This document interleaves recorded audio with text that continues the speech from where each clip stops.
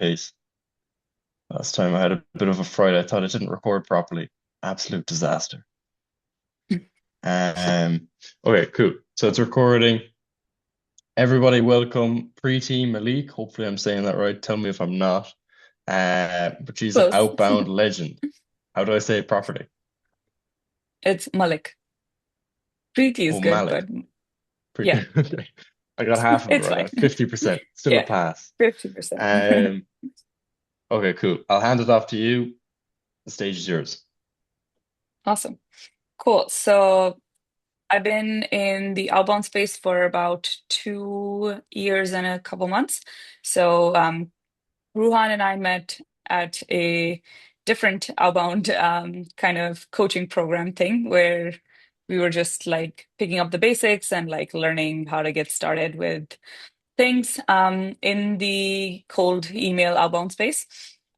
So kind of just early on, like I picked up Clay 2 years ago, actually, this time.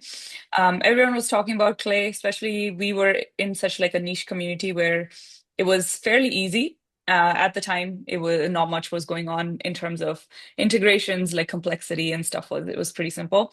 Um, so that's when I picked up Clay. My initial like kind of niche was B2B SaaS. And working with B2B SaaS companies, I realized that there were lots of them that targeted kind of these niche local businesses, for example, like helping dentists, helping roofing companies and HVAC and things like that. And they were building software for them.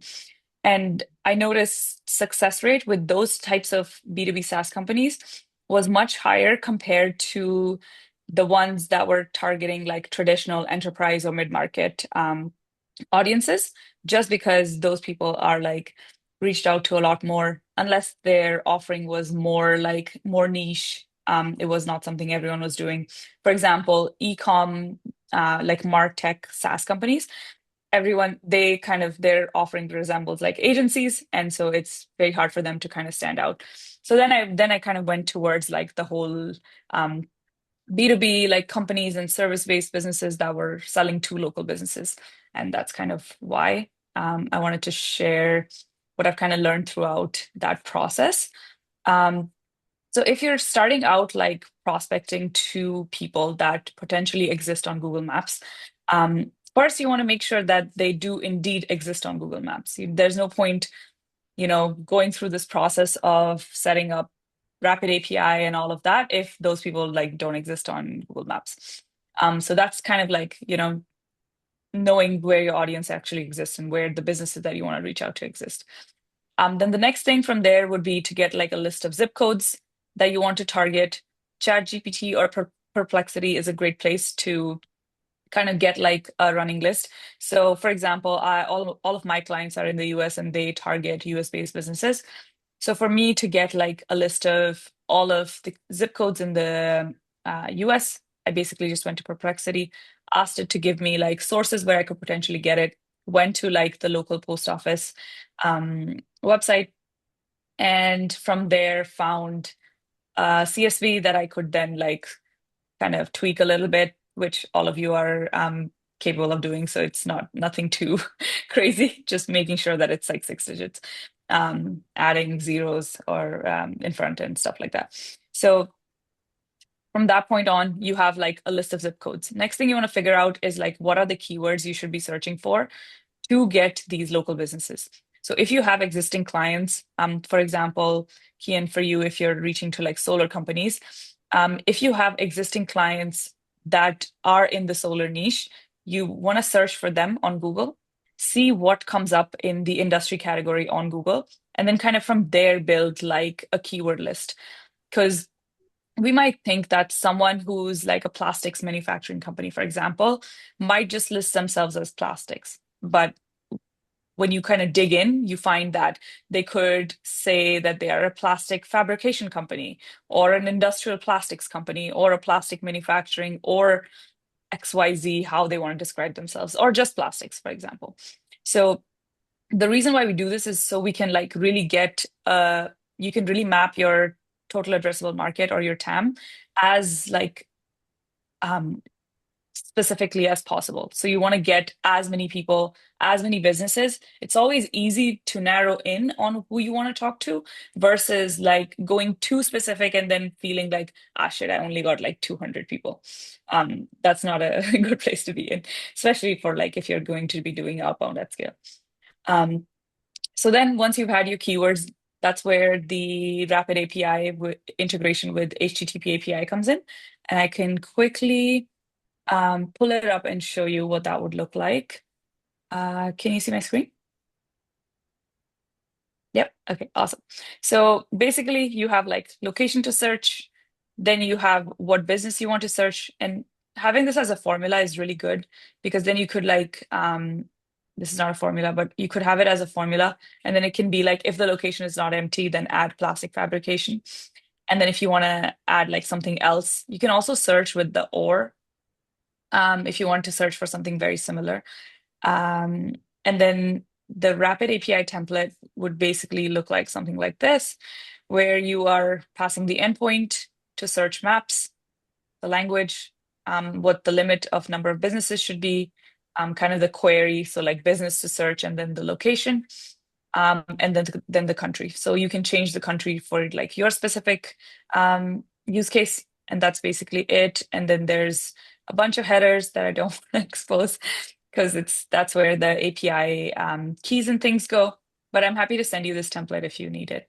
And then the values you want to get from Rapid API. And then all of these settings. So the reason we use Rapid API versus something like serper.dev is because the way serper works is like it scrapes page one of Google and it'll get you 10 results versus Rapid API can get you like as many results as possible that come up on the search. So if, for example, here we got 39 results versus here we only got one result for that specific location, then that's what it gets you. And then from there, you pass it on to, you write it to another table or send it to another table. If you're going to be working on like a list size that's like 38K, you want to do write to table because send to table has a send limit of 50K. Once it's sent 50K, even if you delete stuff on the other table, for example, like in this table, I have 22,000 rows. But if for some reason I had hit the 50K limit, but I realized a lot of the companies weren't really relevant and I deleted them, with send to table, you wouldn't be able to continue and it'll throw an error. That's why write to table still works a little bit better. And then from there, you basically repeat it for every keyword you want to search and keep passing it into a new table, or you could do a same table. I just like to separate them out in case I want to do something specific for that keyword, then kind of sending it to a master table. So that's where Rapid API comes in. And then to enrich those people, the best thing to do is we go to the master table, is to work with like Clagent. And in Clagent, we've come up with like, I don't know if you've come across this from Eric Novlowski, but he talked about how there's like a SERP way of searching where Clagent doesn't go into pages, but kind of looks like from metadata that's displayed on Google. And that tends to get you better results than when it goes into a specific page, because with any LLM, their job really is to like get you data back. And like that's where they're like, okay, I found the first person and this is it. And it tends to hallucinate a lot more when it goes into one page and then calls it good, versus this way of searching where it'll just like look for that. It's not going to like click into anything. It's just going to like look at a high level for those people, for those targets, for those ICPs. And this combined with Jordan Crawford's way of like doing things where you can get like multiple leads in one prompt works really well for us, because then we're spending the credits once and then we're getting the how many ever leads we can find. So just to give you an example, here we want to reach like CEO, president, operations manager. If it finds them, great. It'll just like list them out like that. If not, then it'll just say not found or none or something. And then also another thing that I recently started implementing is like cached inputs. So basically, cached input means like you're passing the inputs at the end of the prompt. And then that way, the cost for running the prompt is a lot cheaper because it knows what it's going to expect every single time. And there's like some data that you can see within your OpenAI dashboard to see like what the cost is. And I wish I could show you something more concrete, but it's like you can kind of see it's pretty cheap. Um, the cost for finding like two, three leads, whatever's available.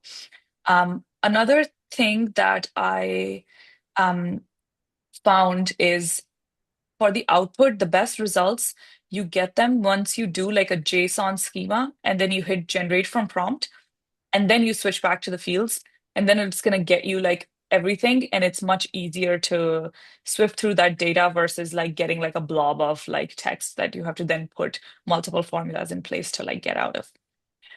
So that's kind of like this. Um, like getting the names and things, then you want to just pass it to like an another table where you're passing like the name and things and the standard workflow of like enriching emails, looking up if it's in Smartly, looking up the email host, verifying, double verifying with debounce and bounce ban, and then basically normalizing the first name and then passing it on into your campaign. That's kind of like the clay bit that is super important for like getting these leads. And then the next thing you also want to do is for all the companies that you have, you also want to find general emails for these companies, which is basically just a simple Clayton prompt that goes and like searches for any general email available on the website or in the about footer or anything. Reason being, you want to reach them with like not every local business is going to have like a business email. And a lot of times, if they're small enough, the owner is still behind like all of those info at or like xyzplumbing at gmail.com things. And they check all of those emails all the time. So should always leverage that. And I've seen for some of our campaigns for certain clients, we've seen like the general emails actually have a way higher response rates and positive response rates compared to like just the owner ones. So should definitely hit them with like both things. Um, so that's that. In terms of copy, you can really do a lot with local businesses. For example, like Rapid API or Serper will give you their ratings, the number of reviews they have. And it's such a good, like, if you're reaching out to dentists, you could really say, like, hey, noticed your 4-star rating while the practice down the street has like 5 stars. Or notice recently you've only gotten like 2 new reviews and the practice down the street has like 50 new reviews. And then you can kind of go into the offer and basically be like, okay, um, we can help you do XYZ depending on what your client's offer is. Um, and you can, there's so many things you can, if your client is like willing to meet with them, or if you are willing to meet with them, you could also reference like, hey, would love to discuss this over coffee. Would X location, like X coffee shop near your place, be a good point to meet? And could say something like my treat or something like that. But there's like possibilities are endless, and those people have not seen the kind of outreach that you guys are capable of doing versus like some of those sexy niches like B2B SaaS and ecom have seen like everything under the sun. They get bombarded with like every possible personalization thing, every possible thing you can think of. So just reaching out to these local businesses with like segmented copy with things that are relevant to them. Even if you don't personalize with all the like, personalizing just to personalize, which I feel like a lot of people in the beginning tend to do, but as you kind of move along in your journey, like, okay, this is not really like I'm just saying, oh, notice you're wearing like a yellow t-shirt in your LinkedIn photo. Like, what does that do? No one cares. Um, but saying something like, hey, noticed you had only 2 new reviews on your Google page, like in the last couple of months. I'm sure you're servicing a lot of people. We can help you improve your rating or something that's relevant to the offer is going to hit much better versus like, notice you're wearing a yellow shirt type personalization. So just making it specific to them is going to like really get you the attention that you're looking for. And then other than that, like 2-step sequences are performing really well.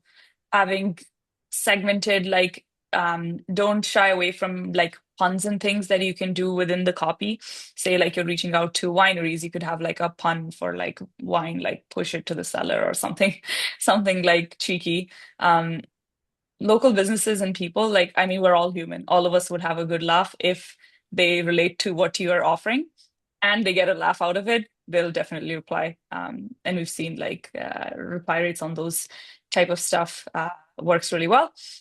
And then other thing you want to do is you also want, if your client is able to have like a company address in the signature, syntax different variations, because that just like builds trust with that local audience. Because if I was reaching out to someone who was a marketing agency or like someone, a business in Toronto, and I said like I'm based at like this location, they would be like, oh, okay, this is legit. I actually know where this is.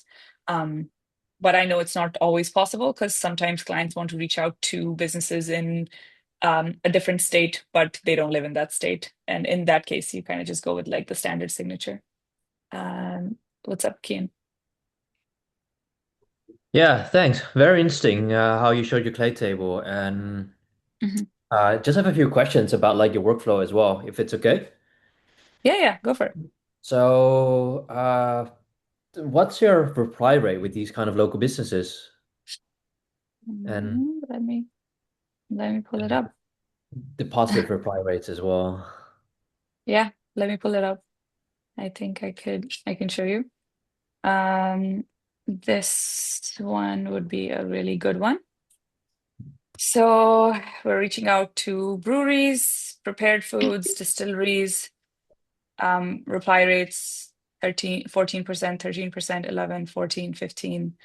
Positive replies 54, 56, 39, 50, 41, 49. This Nice. is kind of like the standard, yeah. This one, fasteners, this one was like very small lead list, like 156. So it's not nothing too crazy. And this is just off of like Apollo, not even like local stuff. So it's pretty good.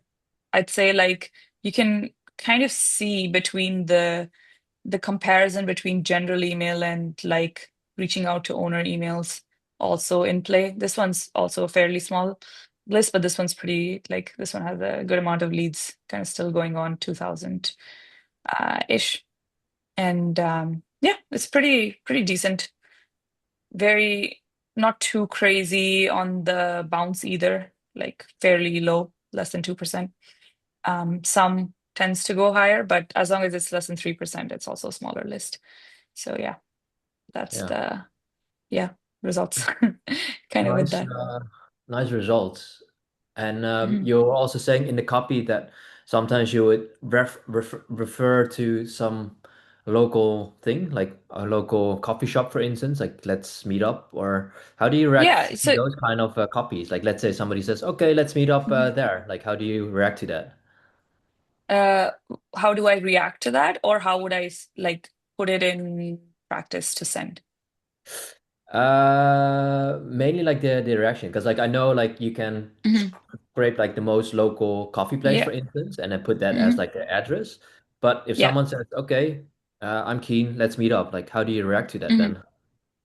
then? If so, if someone says like yes, let's meet up, then either that is like okay, this person is interested in what I'm offering, then I would kind of from there give them a call. So I would source their number, give them a call, figure out what are they really interested in.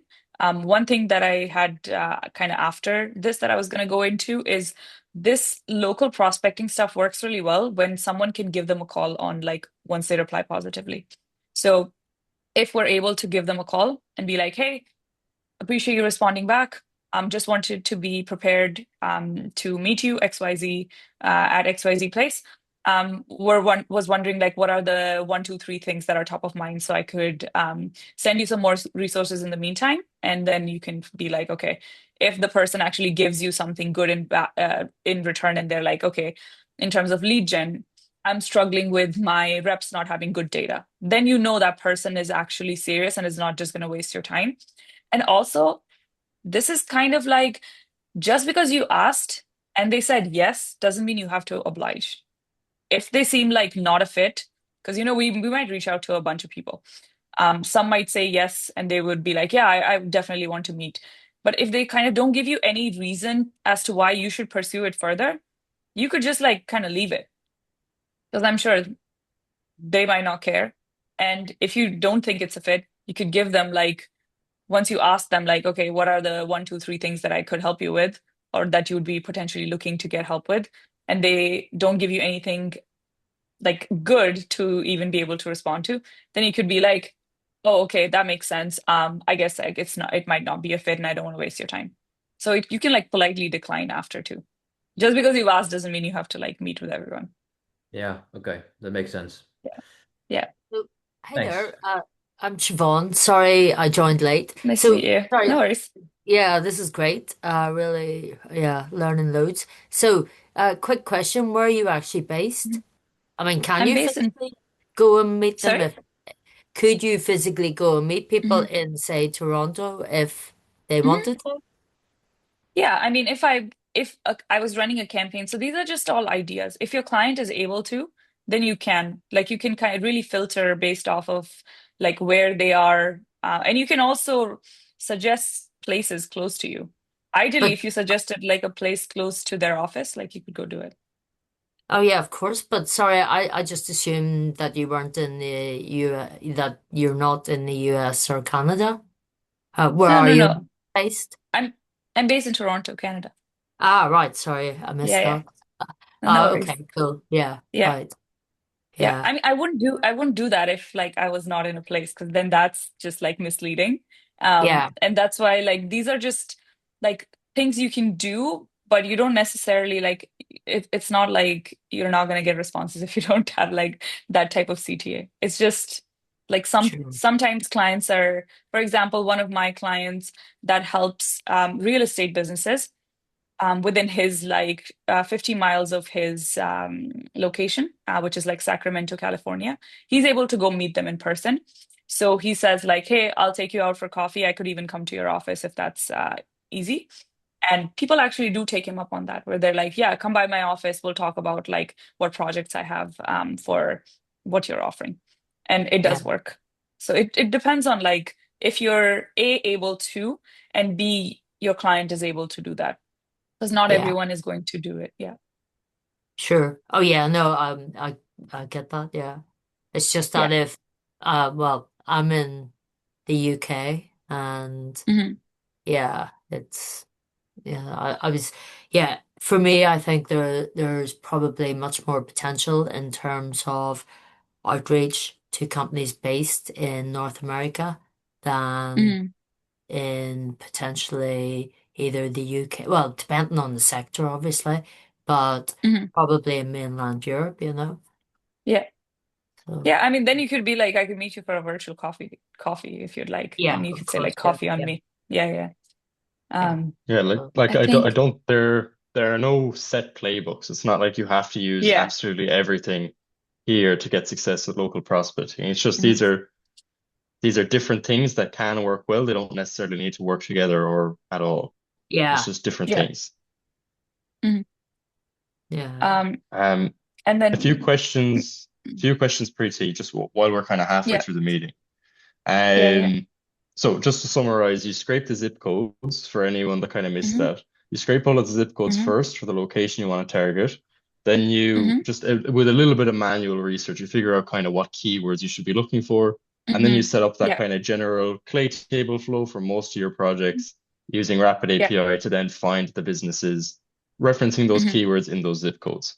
And then you Yeah. find three leads using Clayagent, and then you might Hmm. find the general email as well. And I assume you have two separate Yeah. campaigns or two different segments. You have Yeah. the general emails and the personal one. So you Hmm. separate that. Yeah. In terms of you using Clayagent, so is there a particular reason that you use Clayagent as opposed to, for example, an open router model with web access? Is it just for convenience Um, or is there a reason?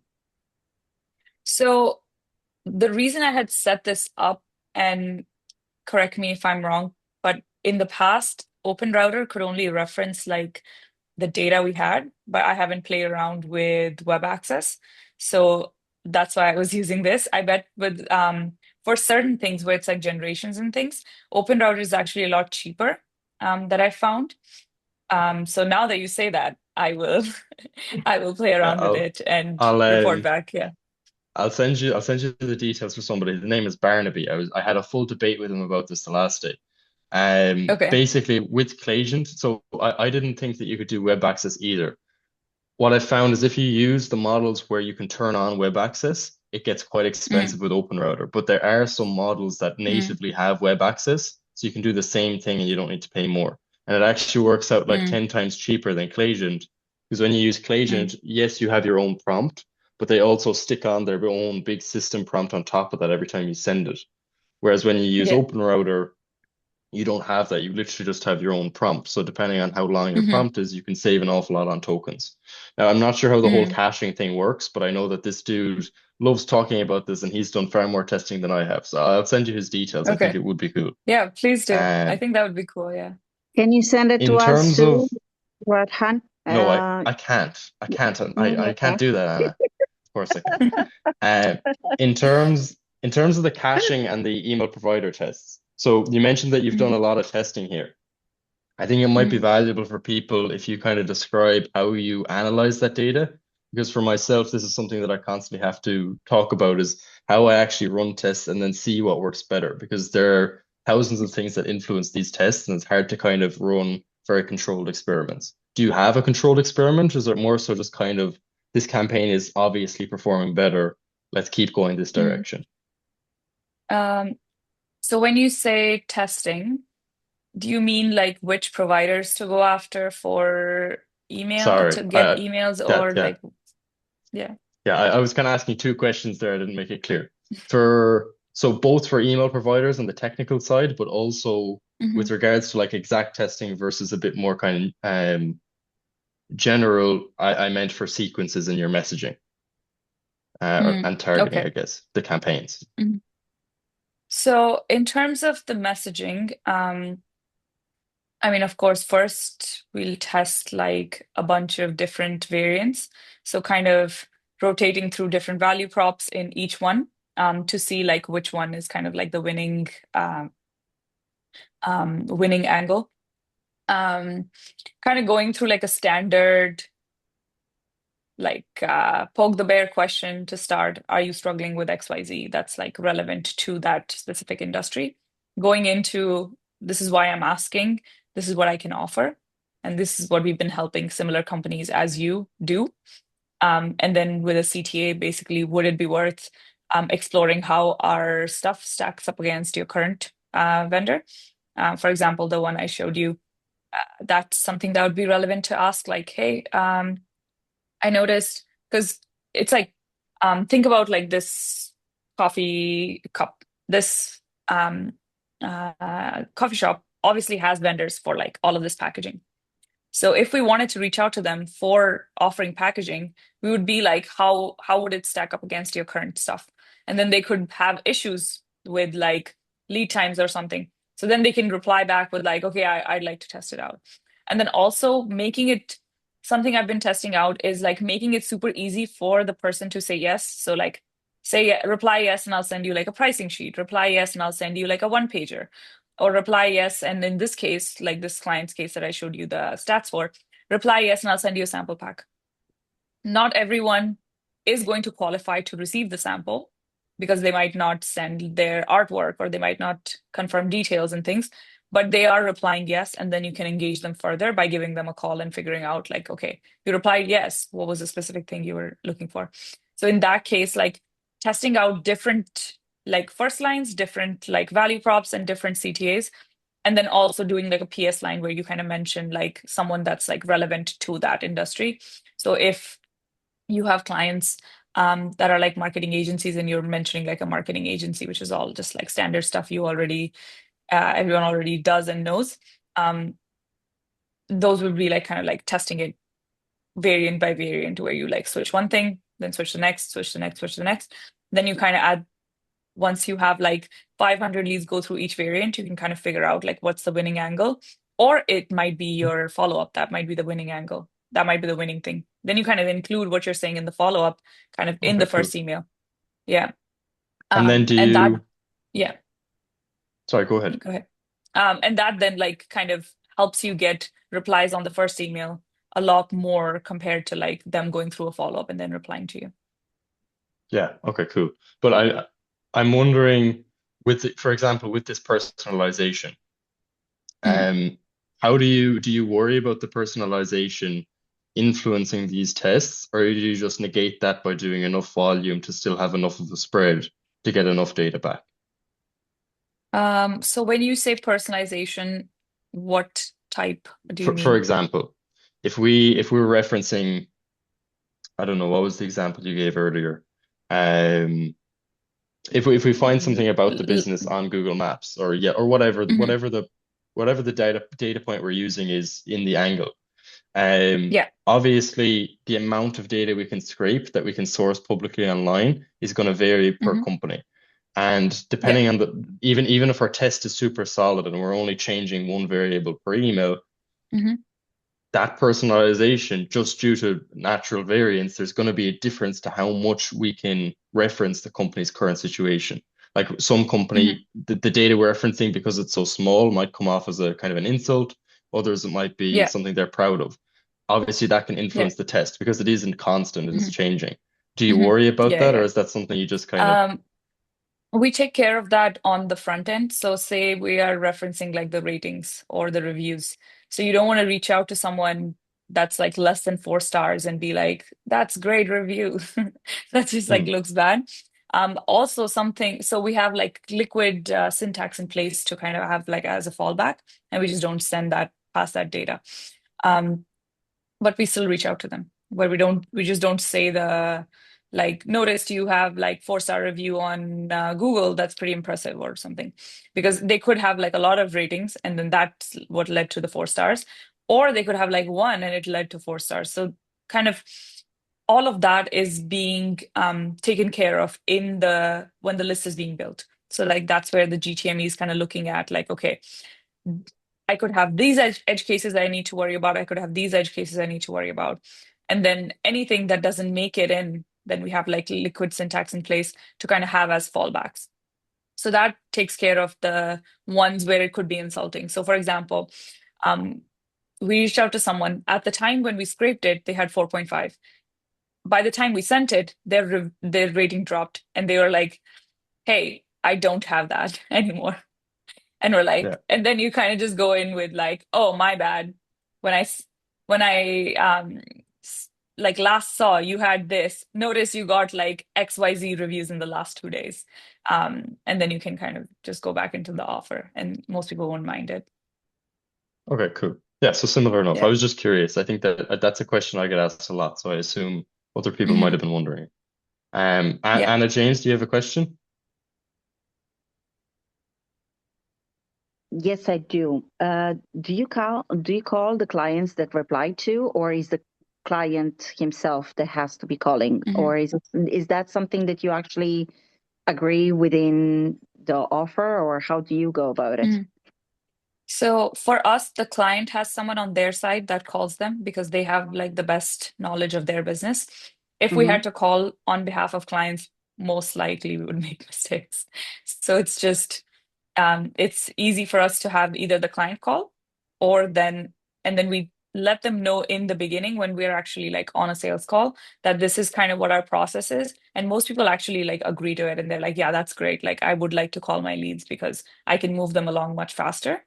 Um, so yeah, definitely have the client do it because A, they have more context, and B, they can handle all types of situations versus if we try to sell like on their behalf, we don't sell for them. We just like generate the leads. Will they lose time in between, or will they accuse you of losing time in between, like in between the moment that the call arrives and the Mhm. other way? It's like, how do you handle that? Mhm. So for us, what we do is we integrate directly into their CRM, and then we have a channel where all the leads go. So as soon as we mark the lead a certain label, so in Smart Lead you could have like ready to call or something. As soon as you mark that label, Zapier fires off an automation, or you could do it with Make or N8N, anything that you prefer for your automations. It goes into their CRM. It creates a contact, it creates a company, and then it sends it back to Slack where then they are notified and they know to call them. And then there is no, for us, I've never come across anyone that's like, okay, there was a delay in this. Mostly like they call right away, and then we're good to go from there. Yeah. Okay, cool. Uh, In terms of post reply, mhm, do you know, so you were mentioning there that you just kind of send it to them to do the calling. What have you found with local mhm, businesses in general? Do they normally have a good process to handle this stuff and they're just not getting enough volume in there? Or do you normally have to help mhm, them set that up as well then with a proper CRM or whatever else? mhm. Most of our current clients have like all of that stuff already sorted out. Some clients we've noticed do need a little bit of hand-holding in the sense of like they've never had to call anyone. So they're like, okay, could you help me with like a warm calling script? So then we just put it together for them and we're like, hey, this is what you want to say. Tweak it exactly to like how you would talk to a person if they came into your office or something. And then they're pretty like comfortable with going about it that way. Um, so it's a bit of it's a bit of both. A lot of them actually prefer that we can give them like warm numbers to call versus their people used to cold call before. And now the conversion to a customer is much faster, and the Yeah. revenue from these replies is actually much higher. And they also get pretty good referrals kind of from other people in that specific segment that are like, okay, meet my friend X. So that's also something we've seen like through this process, that like they also get a lot more referrals from the leads that we've generated that then close and like refer them to other people. Okay, awesome. Very cool. Yeah, one thing I've Yeah. noticed whenever I do the warm calling after a positive reply, for certain companies, when I can't do the sales team thing and I need to use my own SDR, or if I'm doing it myself, um, sometimes I can't call all of them because it just doesn't fit my margins.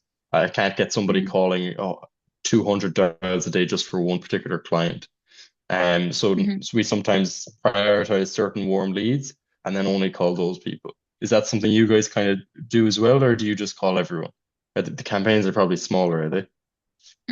Mm, For our internal stuff, we call everyone, but for Yeah. client stuff, we don't call anyone on their behalf. So they're the ones doing it, and they kind of run through like, okay, Um, certain days they don't really get through like everyone because they also have like business to take care of.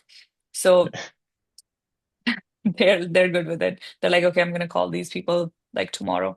And then other thing they also do is like we also do when we pass the lead on to them is we have all the context from the campaign. So then they know exactly what they're speaking about, and they're not like, okay, what am I calling this person for? And we pass all of that context into um, earlier we used to pass it all into Slack, but now we pass it all into their CRM. It's just easier for them to keep track of the conversations and also like link emails back and forth. Um, Is but that yeah, using don't Outbound we Sync don't or APIs and stuff? uh no, it's just API. Like it's just most of them are on NetSuite, which is just like a Okay. dinosaur of a CRM. So, so it's like all set up with Zapier, and then just parsing the entire email thread and just cleaning out the HTML tags and things, and then it kind of goes in like neatly into their CRM into a custom field that we've had them create. So that's Okay. kind of how we do it. Yeah. Super cool. Yeah, so there's no set prioritization. It's just whoever's doing the calling, which is your clients all the time for Y- you. They just y- do as much as yeah. they can whenever they can. Yeah, they kind of go through like all of them. Once we've passed it, they know they have internal process on like, okay, if we're getting these many calls, then maybe someone else on the team can also take on it. And they kind of just go back and forth kind of amongst themselves. And then the other thing we've started helping them do is like lead nurture sequence for anyone that we passed that they called um, initially engaged but didn't really like go through the rest of the sales process. Then we just like have campaign set up to kind of funnel those leads back into Smart Lead and just send them like kind of like a 7 day, 10 day, 15 day, 1 month, 2 month, and then kind of like going on like sequence to kind of share new stuff with them. So that's also been another thing that we've been helping, especially like the local leads do, businesses do. Okay, very cool. Yeah. Anna James, do you have a question? You're on mute, Yes, sorry. sorry. Whenever you find the new contacts for the company, you obviously double check against their lead data in order to ensure that you don't also Mhm. um, get the same customers or anything else like that, I imagine, right? Yeah, so we have a running do not contact list that Mm-hmm. we upload into Smart Lead as like a block list. Mm-hmm. And then anyone on that list just automatically gets like taken out Oh, of the campaign and blocked. So that's kind of how we take care of it. how do you ensure that you also don't find the same type of data that they might have found or the doubles? I mean, whenever you create, like I'm thinking about like the cleaning of the CRM, is that a service that Mhm. you also provide or it's something No, separate? we No. don't. No, we don't do CRM cleaning. But any like existing customers or new customers that they're acquiring, those all get put into a Google Sheet, and then the Google Sheet is funneled into Smart Lead or Instantly, and it kind of just it's kept updated from there. So like leads are just automatically added to block list, yeah, with the API. Okay. No, just trying to figure out is like how do you handle like double contacts or something like that, like in order to ensure you Uh, don't contact the same people over and over again, basically, and to ensure that you're actually getting new clients versus something that they already had. That's why I was wondering. So someone they already have is going to be on the do not contact list on like the company level. Not reaching out to the same people over and over. I think that's just every 3 months you should reach out to the TAM because their situation could have changed. They might be in a better position. They might have X n number of things that could now be better and why they would be more ready for your thing than the last time you reached out. And anyone that doesn't want to hear from you will just tell you. Like they'll just People are quite vocal, they're very vocal. Like they'll actually tell you, like, don't reach out to me. and they'll be really friendly about it as well most of the time. They'll be very Yeah. polite. Yeah, Um, most people like if they don't want your thing, they'll just be like, Yeah. thanks for the offer, but no thanks. Which is okay. one thing that I think might be helpful, Anna, is um, what I found with local campaigns, and Preeti, tell me if I'm wrong here, but generally speaking, it's a little bit easier to kind of keep track of who you've contacted before, because generally the email that they're using for contacting them with is their business email. They don't normally have several of them. Mm, You can just like whatever's in the CRM is the only email that you'll really have in the database. Whereas what I found with mhm, kind of bigger enterprise companies, they can have instances where they have like three different records for the same company. But again, that's more so their CRM hygiene issue. It's not really something you mm, can control unless you solve that issue as well. And if you do, you're gonna have to charge accordingly because CRM cleanups are a lot of hassle, so charge accordingly. Um, mhm. yeah, I don't know if that Yeah. helps at all. Also requires a lot of like verifications and things because with local businesses, once you verified, like say a general email, it's not going to change Yeah. unless they were on Gmail before and now they're like, okay, we need to step up our game and get like a info at company name domain or something. So yeah, that's pretty much everything I had. Happy to share any templates and things if you guys need. I know Clay should really turn workbooks into a template, but I can send you like one by one and you can work off of that. So yeah, just let me know. Awesome. I think this was absolutely amazing. What do you guys think? Cool. Yeah, really Brilliant, nice. thanks. Yeah, really helpful. Yeah, Cheers. thank you. Definitely. Awesome. It's like Okay. I really wish I was more closer. Yeah, yeah, me too. I don't know any wineries in certainly not in Belfast, where in Ireland, where I currently am. Oh, actually, mind you, whiskey distilleries, there's plenty of those. So Yeah. Well, yeah, I got wineries around because I'm in Italy, but over here there are no people willing to be paying that kind of money in order to be yeah, to be yeah. outreaching. So I know. that's really the other Yeah, problem around. Is I like know. Yeah. when I'm considering the time, is like I'm always looking up at the United States or Canada because it's what it Hmm. is. What it is. You guys got a bigger Hmm. budget, and that's really the kind of like the end of it. Yeah. Yeah. In Europe, people are always looking, not even going so much for like that. They make it a price issue, and Mm. Yeah. I think one thing that's interesting about that though is generally when you target the US and the Canadian markets, and also kind of Australia as well, and maybe Germany, but generally they're a lot more sophisticated, especially the US. So if you target Exactly. the European markets and and you can afford those generally lower margins, it's generally a lot easier to kind of impress them. It's just there might be a little bit more of an kind of an educational path that you need to take. You need to teach them yeah, why what but you do is helpful for them. right on is like Whereas I'm the getting like US, 1.5K is like it's even worse the time. It's like I really gotta wonder. I don't know. No. It's for a but campaign. surely there are still bigger companies that can, like I've been talking to SaaS companies in Italy, for example, that are willing to pay 5K plus. It's just you need to target the right companies. There are fewer of Mm. them, but Yeah, Yeah. And because also maybe look at like companies that are not local businesses themselves, but that target local businesses. Then you can like, you have like, if you come across brands that help like wineries sell like on a marketplace or something like that. Um, I know there's a few in the US, like there's a brand called Corksy that's like a software platform. If you can come across something like that, for them, you could have like a ridiculous reply rate and success rate with marketing their yeah. product, but they might not know what what the heck they're doing.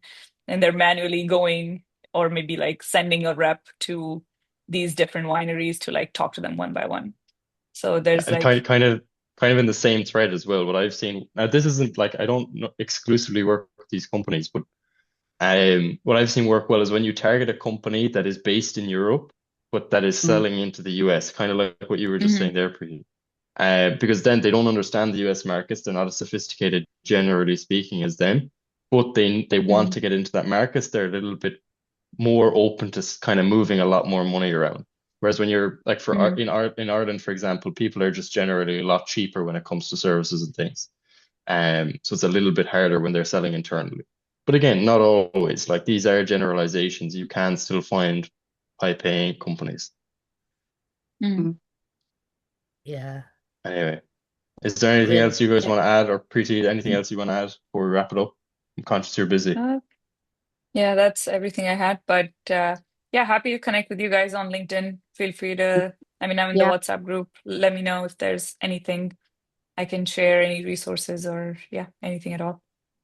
yeah. No, definitely looking forward to it. And I'm sorry I missed the first part. I'm gonna have to also watch the replay.